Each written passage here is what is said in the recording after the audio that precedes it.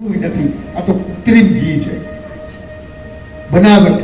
જે આપણે વેજીટેબલ ખાય એ ચાલે તમારા ઠાકોરજી? તો કે ના, એ ના ચાલે. આવા બાના પીડા કાઢવા ફરતી આખી બજારમાં ફરે છે. મેં તો લીધી તપેલી આજે સાંભળા ગીરધારી,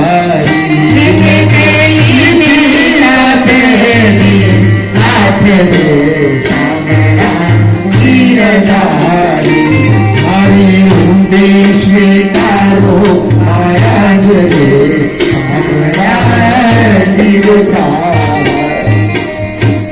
આખી બજારમાં તપેલી લઈને ફરે છે. એક વૈષ્ણવ હતા, વૈષ્ણવ ભગત હતા. એ સાચા ભગવાનના ભગત હતા. એની પાસે ગયા કે તું મારા ભગવાનનો ભગત છો ને, એક તપેલી એક ઘી દે તો મારી ઘરે આ બધા જમવા વાળા છે ને લાડુ થઈ ગયા. તો આ ભગત દઉં ને, તમારા માટે જ રાખી મૂક્યું છે. તપેલી એક શું, બે તપેલી દઉં, પણ તમારે એક શરત છે, મને અહીં ભગવાનના કીર્તન ને ભજન સંભળાવો, પછી ઘી લઈને જાઓ. હવે વાં જમવા આવવાના છે ને અહીંયા ભજન ગાવા દેવું પડે. હા, મેતી છે ને એ ચિંતા કરે છે કે આ ભગત તપેલી લઈને ગયા છે, કઈ આવશે, કઈ ભોજનતા. જ્યારે કેદાર ગાય છે ત્યાં કેદાર ભગવાન, જ્યારે જ્યારે મારા નરસાએ કેદાર ગયો છે ત્યારે આકાશમાંથી ભગવાનને અવશ્ય આવવું પડે છે.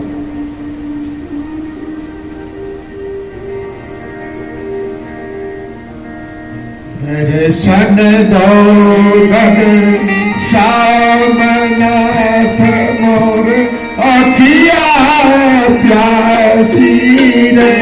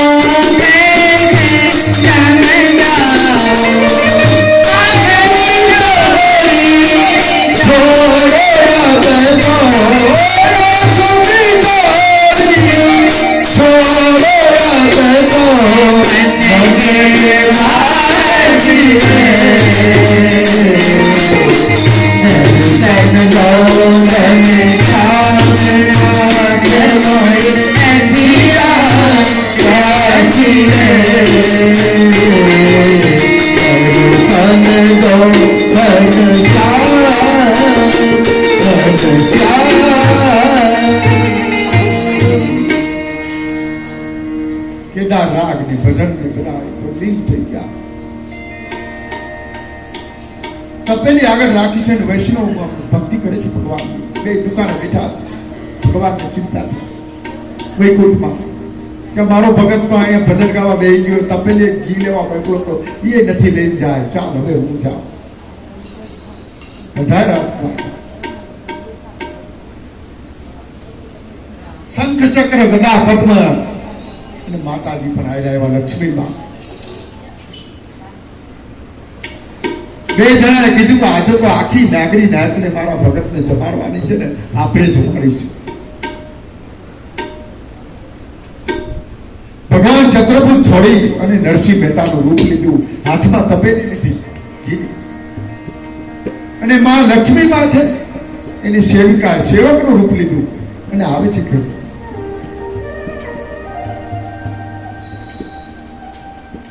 બેતીજી છે ને ડેલીએ વાટ જોડ ઉભા થયું ક્યારે મહેતા ત્યાં આવશે. સાંજ પડવા ખબર ન રહી કે હું ઘી લેવા આવ્યો છું, ભજન ગાવા બેસી ગયા.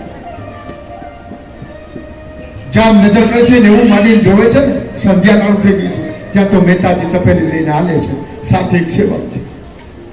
ભગવાન પધાર્યા ઘેર.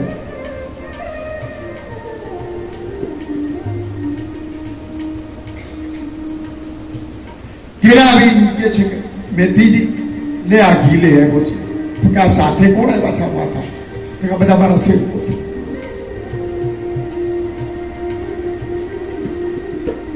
હમણાં સાંજ પડશે એટલે બધા જમવા આવવાના છે, તમે આટલી બધી